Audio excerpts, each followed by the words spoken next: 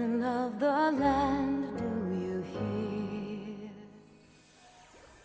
In Phase 6 you will fight both Nidhogg and an enslaved Wraithvalga. Both will be stationary, have no positional requirements and deal constant auto-attack damage.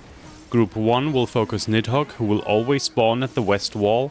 Group 2 will focus Wraithvalga at the east wall. Damage should be spread evenly between the dragons for a later mechanic. Wraithvalga will spawn with the Solemn Vow buff. If at any point in this phase, Wraithvalga kills a player, his vow will be broken and he will instantly enrage. After a few auto attacks, both dragons will cast Wyrmsbreath, initiating several mechanics that will all resolve at the same time when the cast ends. Firstly, the edges of the arena will be covered by a giant donut AoE. Secondly, Wraithvalga and Nidhogg will tether to 3 non-tank players each, indicating conal breath attacks on them. All tethers must be stretched to a minimum length, as indicated by the tether itself. A purple tether with moving arrows means you are too close and will receive lethal damage. Wraithvalga's tethers will be blue when stretched and resolve as an ice breath cone. Nidhogg's tethers will be red when stretched and resolve as a flame breath cone. The breath attacks will apply an ice and fire resistance down debuff respectively, so being hit by more than one breath of the same type will be lethal. Additionally, the ice breath will apply the freezing debuff, while the flame breath will apply the boiling debuff. These debuffs will do nothing for 10 seconds, then freezing will turn into deep freeze, freezing you in place for 30 seconds, and boiling will turn into pyretic, which will deal high damage to you if you take any action for 30 seconds. If, however, you are hit by one of each breath, you will receive both resistance down debuffs, but freeze and boiling will cancel each other out, leaving you with neither. Thirdly, both dragons will lean forward and channel an attack. Either one or both of them will have a glowing effect in their mouth. If both dragons are glowing, they will each target their respective tank with an AoE tank buster that also applies a deadly debuff. Wraithvalga will apply sustained light damage, Nidhogg will apply sustained dark damage. Just like the breath attacks, when being hit with both at once, the debuffs will cancel each other out. If only one of the dragons is glowing, then the glowing dragon will cast a cone AoE across the arena instead, while the non-glowing dragon will hit his tank with a larger AoE tank buster with no debuff but high damage and a knockback on anyone else hit. There is a lot going on at once, but solving this mechanic is very simple for each individual player. Healers will position southwest, ranged southeast, and melee slightly south of the middle. The exact positioning is important here. Healers in range can stand between the 3rd and 4th rounded tile. The melees should look at this brighter tile, count 2 tiles to the northeast and stand on the top right corner. The goal is to have each of these positions hit by exactly 1 flame breath and 1 ice breath, cancelling out all the debuffs. When the tethers appear, Group 1 will ignore them and stay in their position no matter what. It is Group 2's job to adjust. Because of logic, there are only 2 possible cases. Either everything is already fine and no one needs to adjust, or one position will be fine, one position will have 2 flame breaths, and the 3rd position will have 2 ice breaths. So check if your position has different tethers, and if it does not, find the other position that does not have different tethers and go there.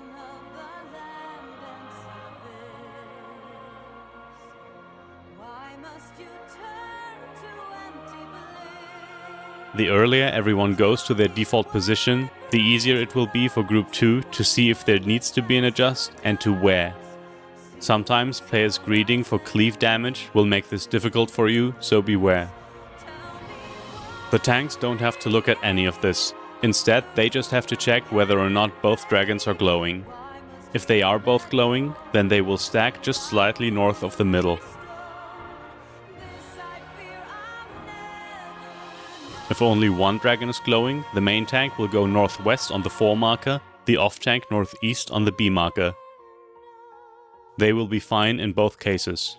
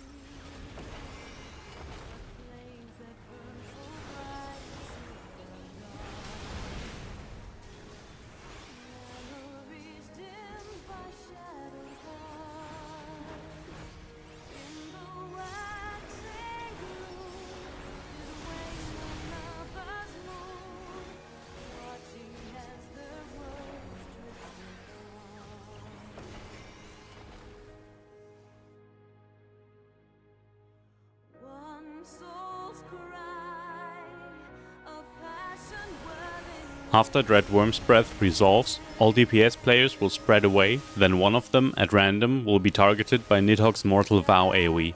The targeted player itself will be affected by the Mortal Vow debuff, while anyone else hit will receive the Suppuration debuff. Suppuration will decrease your maximum HP by 50% and make you take increased damage. This debuff is a death sentence. If you receive it, you should wall it as soon as possible or die to Nidhogg specifically to get rid of it. The Mortal Vow debuff will deal damage over time and reduce your healing potency for 34 seconds. Then it will once again cause an AoE. The player whose Mortal Vow runs out will be affected by Mortal Atonement, preventing them from receiving the Mortal Vow again for 2 minutes. One other player standing in the AoE will receive a fresh Mortal Vow debuff, repeating the cycle. Any additional players in the AoE will receive Suppuration. If the Mortal Vow is not passed to anyone, Nidhogg's vow will be broken and he will enrage. After Mortal Vow hits a random DPS player, the dragons will cast Akh Afah, a shared AoE with a vulnup. Each dragon will target one healer. Group 1 will be standing slightly north from the middle, Group 2 slightly south.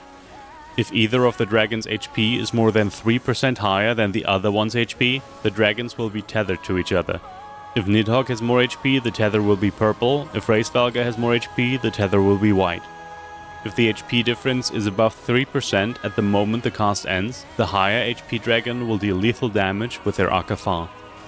Keep an eye on both dragons' HP throughout the previous mechanic and switch your target as needed. Once they are even during the Akh Afah cast, keep switching between them and don't use any high burst damage abilities. After Akh Afah resolve, Nidhogg will fly away and everyone will now focus on Wraithvalga. Nidhogg will reappear in one of 4 locations and later dive straight across the arena, covering either the western or eastern half in a deadly AoE. Wraithvalga himself will cast Hallowed Wings, causing one of his wings, either his left or his right, to glow. The glowing wing will later cleave the northern half or the southern half of the arena, depending on which side the wing is glowing. This will happen at the same time as Nidhogg's dive attack, leaving only one quadrant of the arena safe.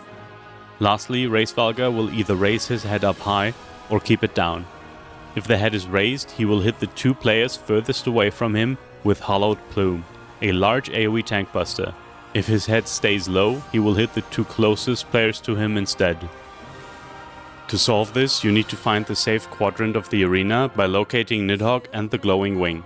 Then, if Wraithvalga's head is raised, the tanks will spread at the western end of the safe quadrant to bait the tank busters, while the party stacks at the eastern end. One tank will be standing at the middle line of the arena, the other tank near the north or south wall. There is a priority for which tank job goes where, but you can also talk about it beforehand to make sure. If Wraithvalga's head is not raised, the positions are switched. Tanks will go east close to Wraithvalga, the party west. Soon after Hallowed Wings resolves, the Mortal Vow debuff will end. The DPS who received the Mortal Vow earlier will stand in the middle of the arena. The main tank, and only the main tank, will stand close to receive the next Mortal Vow. Wraithvalga should be brought to about 45 to 50% HP before he flies away for the next mechanic, then everyone will focus on Nidhogg.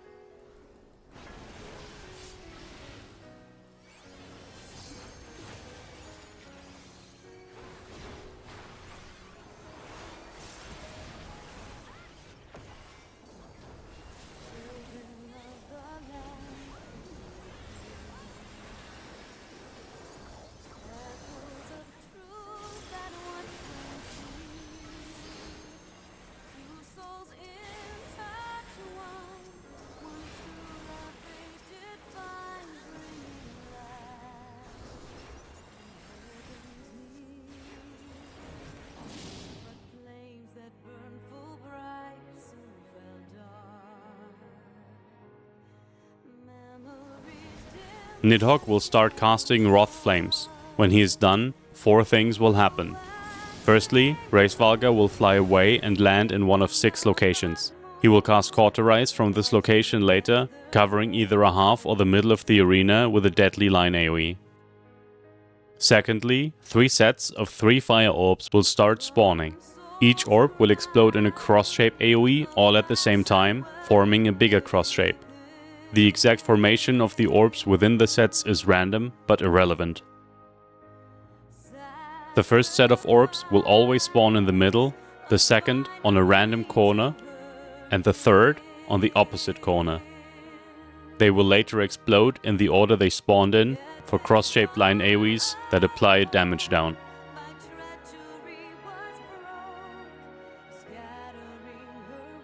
Thirdly, there will be some debuffs on the party.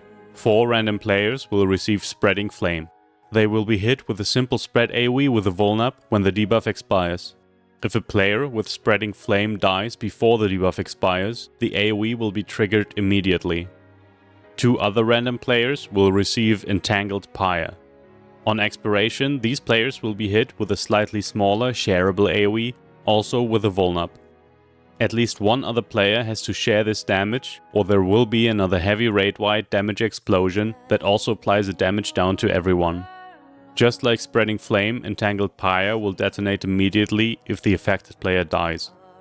The 2 remaining players will receive no debuffs at all and will have to stack with 1 Entangled Pyre player each. Lastly, Nidhogg will start casting Akh Morn. Akh Morn will target a random player for a heavy hitting stack AoE that leaves behind a large red puddle. Standing in this puddle for even half a second longer than needed will apply a deadly bleed debuff that will likely kill you on the first tick. Akh Morn repeats 3 times for a total of 4 stack AoEs and 4 bleeding puddles. After the 4th Akh Morn hit, Nidhogg will randomly cast either Hot Wing or Hot Tail.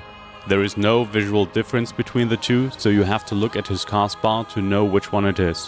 Hot Wing will hit the north and south side of the arena with an AoE, leaving only a stripe in the middle safe. Hot Tail will hit the middle of the arena, leaving both north and south safe. Spreading Flame and Entangled Pyre will resolve at the same time as Hot Wing or Hot Tail, so the party will have to spread across the safe line. 1 player with Entangled Pyre and 1 player with no debuff will stand all the way east at the wall with Wraithvalga, who will have returned at this point. Just west of them will be the other Entangled Pyre player together with the other player with nothing. You have to somehow decide which Entangled Pyre player and which player without a debuff goes where. There is no priority and there is not enough time to just wing it. The best way to deal with this is to designate 1 player who will randomly mark one of the Entangled Pyre players and one of the players with no debuff as target to ignore 1 and 2 right after the debuffs appear. The marked players will then stand second from the east, the unmarked Pyre and non-debuff players at the wall. The other 4 players with Spreading Flame will just wing a spread from the middle to the west wall under Nidhogg.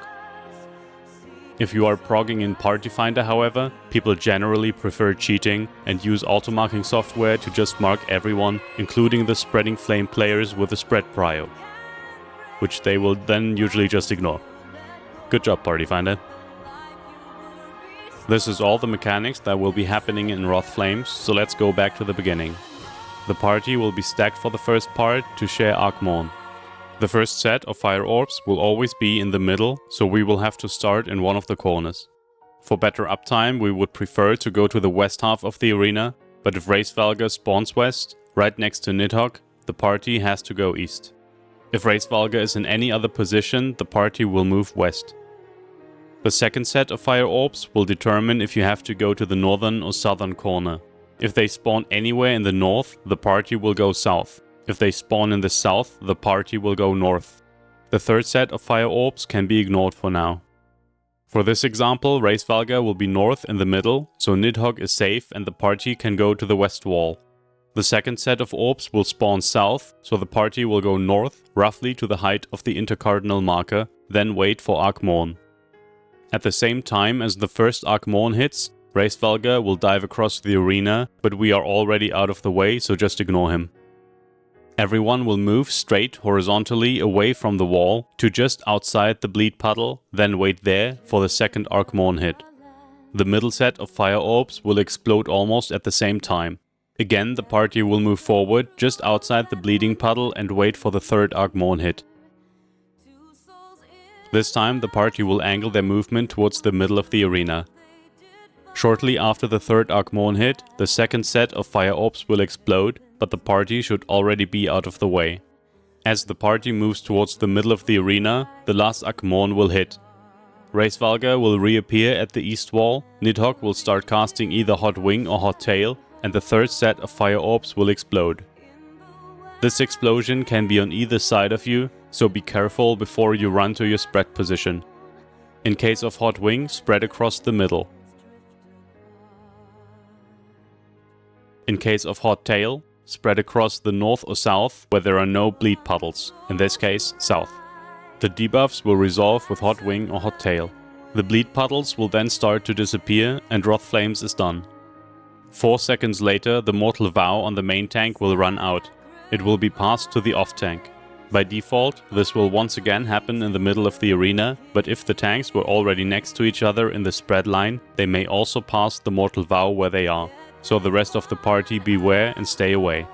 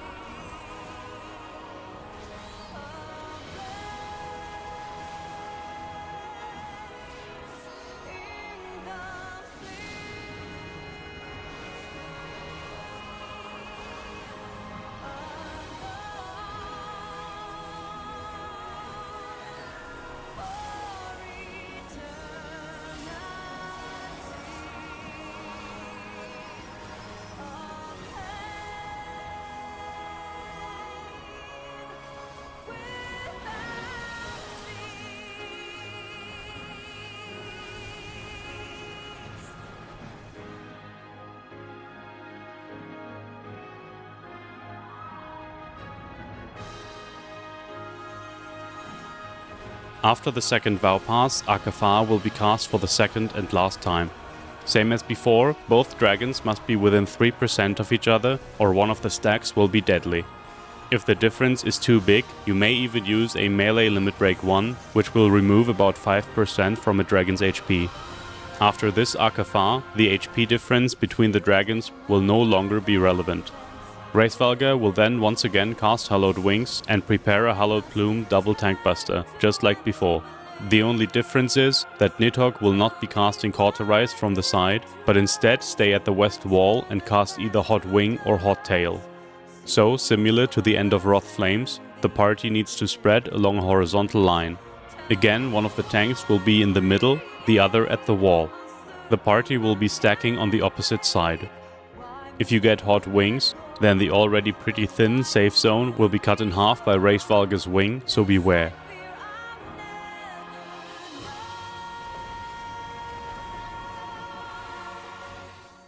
After Hallowed Wings resolved, the third Mortal Vow will run out. This time the Vow will be passed from the off tank to melee 1, again in the middle of the arena. If however melee 1 was hit by the first Mortal Vow, then melee 2 will have to come and take the Vow instead.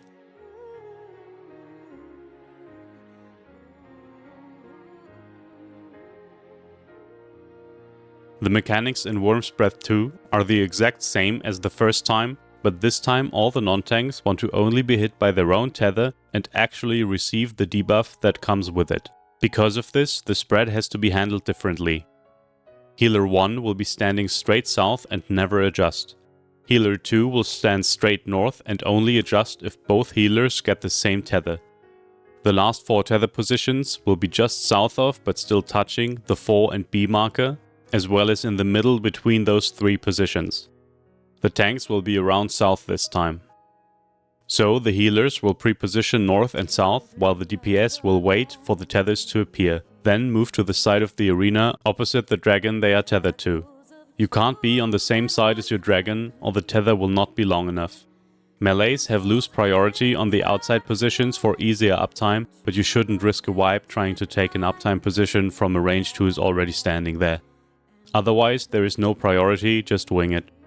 If both healers are tethered by the same dragon, then healer 2 will have to scoot over to make space for one of the DPS, because 3 of them will have the same tether. The tanks will deal with the exact same glowing dragon mechanic as before. If both dragons are glowing, both tanks can stack right in the middle of the arena this time, or just slightly south. If only one dragon is glowing, the main tank will be at the 2 marker, the off tank at the D marker. But the positioning will be a bit tighter this time. You should stand nested between the marker and the edge of the donut AoE. Any further north and you may get hit by the dragon's straight breath attack, any further south and you may kill healer 1 with your tank buster. After Dread Wyrmsbreath resolves, everyone will come to the middle at the north wall.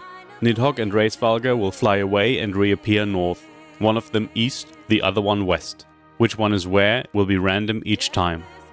Both dragons will cast Cauterize, then dive straight south and cover the entire arena with their breath attacks. They will have the same properties as in Dread Wyrmsbreath and will be used to remove all the debuffs we just got. So, everyone with a freezing debuff will have to go to Nidhogg's side, everyone with a boiling debuff to Wraithvalga's. There will be some overlap in the middle, so make sure you are far enough out.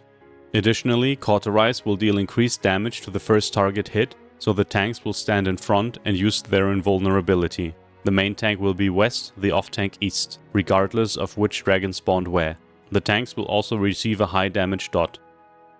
Deep Freeze and Pyretic will activate a couple seconds before Cauterize goes off. Pyretic in particular is very dangerous. You should stop all movement and actions about 2 seconds before boiling runs out, or you might still take damage from Pyretic, which will most likely cause Wraithvalga to kill you and enrage. After Cauterize, everyone will stack all the way north at the wall, as the dragons will soon slam into the arena south, dealing proximity damage.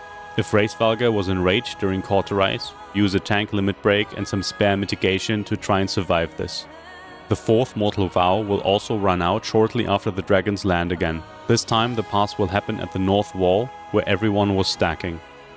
Whoever took the vow after Hallowed Plume 2 and the caster will stay at the wall to pass, while everyone else needs to get away to avoid suppuration. Also, even if the caster got the first Mortal Vow in the beginning, Mortal Atonement will run out 2 seconds before the final vow pass, so no adjustment is needed. The dragons will now both cast their Enrage, Revenge of the Horde. Kill them before the cast finishes, use a limit break if you have to. Then phase 6 is done.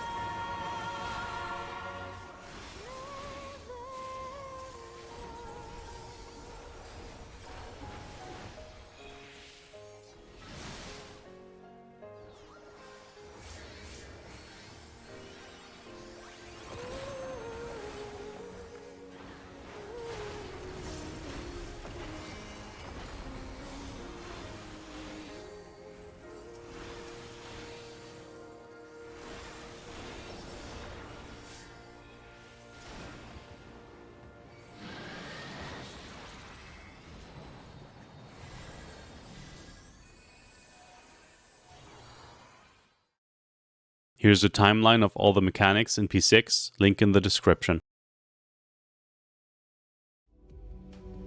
If you have any questions or comments, drop them down below or join the Discord server. Good luck in your prog, and I'll see you in the Party Finder.